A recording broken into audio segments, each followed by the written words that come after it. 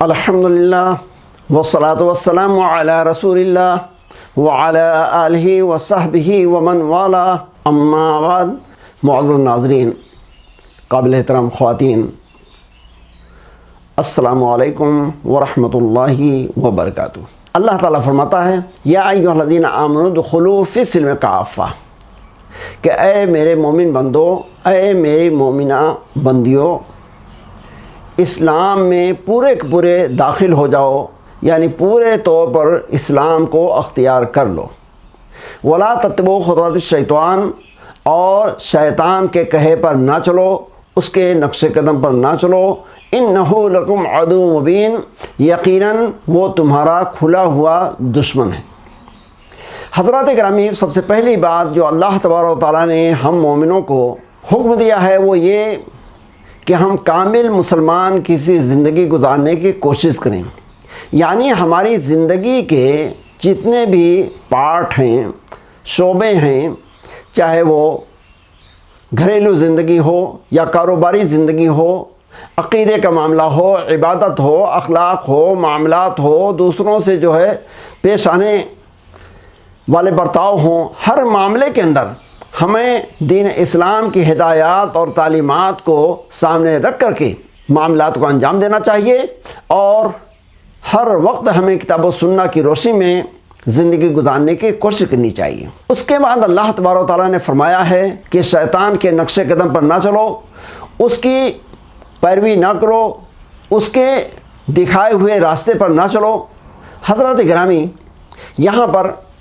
ایک چیز کی طرف میں آپ کی توجہ مبذول کرانا چاہوں گا، وہ یہ کہ اس کلام الہی قرآن مجید کی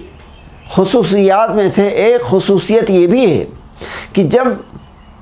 یہ قرآن ہمیں کوئی حکم دیتا ہے، اللہ تعالیٰ کوئی حکم دیتا ہے، تو اس حکم پر ہم کیسے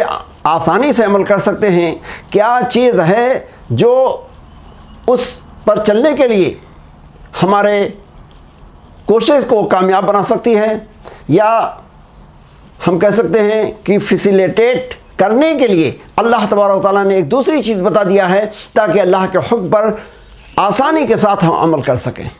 مثال کے طور پر یہاں پر اللہ تبارک و تعالیٰ نے دین اسلام کو پورے طور پر اپنانے کا حکم دیا، تو ساتھ ہی ساتھ اس میں جو چیز رکاوٹ بننے والی تھی، جو رکاوٹ ڈالنے والا تھا شیطان، اس کی طرف ہماری توجہ مبذول کی کہ جب تمہیں دین اسلام کی مکمل طور پر پیروی کرنا ہے تو تمہیں اس بات کا بھی خیال رکھنا ہے کہ شیطان کے کہے پر نہ چلنا، شیطان کی باتوں میں نہ آنا، شیطان کے حکم کو نہ اختیار کرنا، ورنہ پھر تم دین اسلام پر کامل طریقے سے عمل پیرا نہیں ہو پاؤ گے۔ پھر وجہ بتاتے ہوئے اللہ تبارک و تعالیٰ نے فرمایا کہ شیطان سے تمہیں جو روکا جا رہا ہے، اس کی اتباع اور پیروی سے جو منع کیا جا رہا ہے، اس کی وجہ یہ ہے کہ انہ لکم عدو مبین، کہ یقیناً وہ شیطان تمہارا کھلا ہوا دشمن ہے، اوپن اینمی ہے۔ تو یہاں پر ہمیں اور آپ کو دو چیزیں اللہ تعالیٰ نے فرمائی، دو چیزیں اللہ تبارک و تعالیٰ نے بتلائی ہیں۔ پہلی چیز پازیٹیو ہے، دوسری چیز نگیٹیو ہے۔ پہلی چیز یہ ہے کہ ہمیں اسلام کو پورے طور پر فالو کرنا ہے، پورے طور پر دین اسلام کو اپنی زندگی کے اندر اختیار کرنا ہے، اور دوسری چیز یہ ہے کہ جب یہ عمل نیک ہم کرنے چلیں تو پھر ہمیں اس کا بھی خیال رکھنا ہے کہ شیطانی جتنے اعمال ہیں، شیطانی جتنے کام ہیں، شیطانی جتنے طریقے ہیں، ان سے اپنے آپ کو بچا کے رکھنا ہے اور اس سے دور اور اپنے آپ کو محفوظ رکھنا ہے، تبھی جا کر کے اسلام کی صحیح طور پر پیروی ہو سکتی ہے۔ حضرات گرامی، اب یہیں پر ایک بات اور سمجھ میں آتی ہے کہ جب یہ شیطان ہمارا دشمن ہے، اور ایسا دشمن ہے کہ اس کی دشمنی حد سے بڑھی ہوئی ہے، یہ ایسا دشمن ہے کہ اپنی اس عداوت و دشمنی کو اللہ کے سامنے چیلنج کر چکا ہے۔ چنانچہ مجھے سورہ سواد کی آیت نمبر 82 یاد آ رہی ہے۔ اللہ تبارک و تعالیٰ وہاں پر شیطان کی زبانی، اس کی عداوت و دشمنی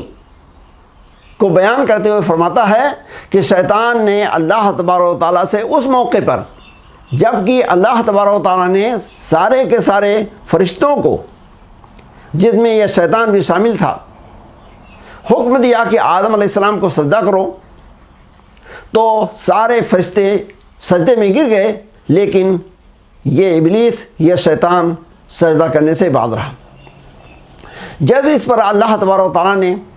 اس کو پنش کیا، راندے درگاہ کیا، تو یہ جیلسی، حسد، جلن میں آ کر کے کہنے لگا فَبِعِزَّتِكَ لَأُغْوِيَنَّهُمْ أَجْمَعِينَ،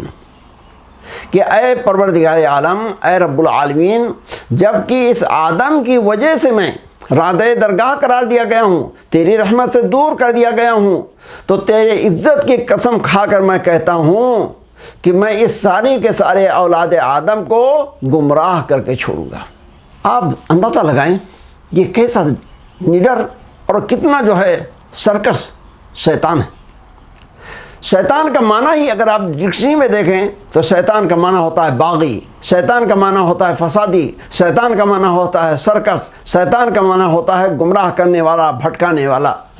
جس کو انگلش میں ہم کہہ سکتے ہیں ڈیول، یا انگلش میں ہم کہتے ہیں ول اسپرٹ۔ تو بہرحال اس کی ذات پر آپ توجہ کریں، اس کے جو ہے حرکت و کام پر آپ توجہ کریں، ہر طریقے سے آپ کو برائی اور فساد ہی نظر آئے گا۔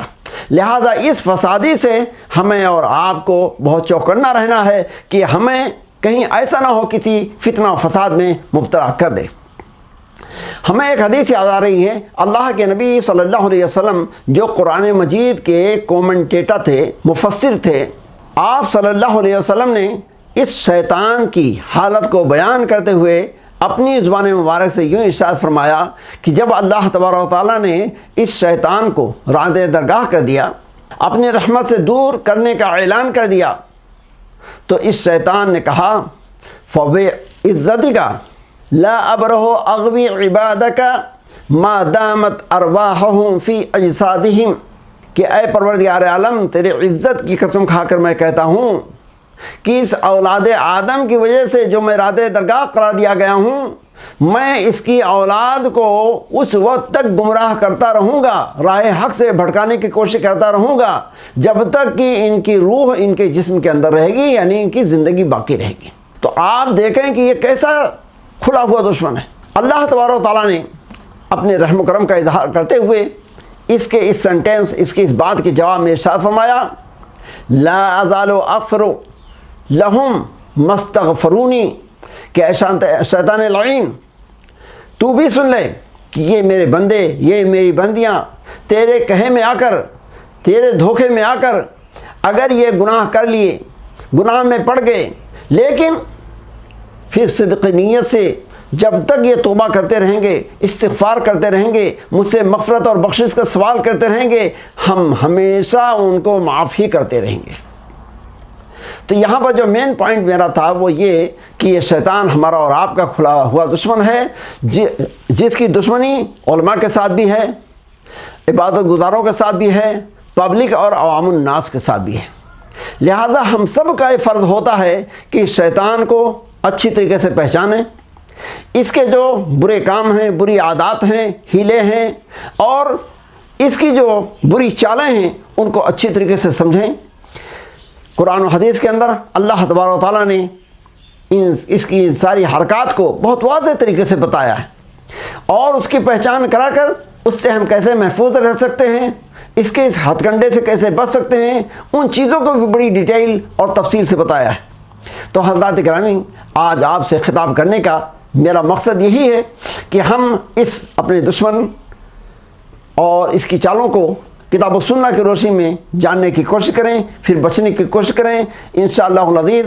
آگے کا جو ہمارا پروگرام رہے گا وہ اسی سلسلے میں رہے گا کہ شیطان کس کس طریقے سے آدمی کو نقصان میں ڈالتا ہے، گمراہ کرتا ہے، اس کے گمراہی کے طریقے کیا ہیں۔ پھر کتاب و سنہ کے اندر ہمیں اس کی ساری جو ہے حرکتوں سے، اس کی چالوں سے بچنے کے کیا وسائل بتائے گئے ہیں، کیا ذرائع، کیا ریسورس بتائے گئے ہیں، تو وہ ساری چیزیں انشاءاللہ تعالی ہم اس پروگرام میں ایک ایک کر کے آپ کے سامنے پیش کرنے کی کوشش کریں گے۔ ہم اللہ تبارک و تعالیٰ سے دعا کرتے ہیں کہ اللہ تبارک و تعالیٰ ہمیں اور آپ کو اس شیطانی شر سے پورے طور پر بچنے اور ان شیطانی حرکتوں سے دور رہنے کی توفیق عطا فرمائے، ہمارے گناہوں کو معاف فرمائے، رب کریم ہماری آپ کی نیکیوں کو قبول فرمائے، آمین۔ اقول قولی ھذا استغفر اللہ لی ولکم ولسائر المسلمین فاستغفروہ من کل ذنب انہ هو الغفور الرحیم، وآخر دعوانا الحمد للہ رب العالمین، والسلام علیکم ورحمۃ اللہ وبرکاتہ۔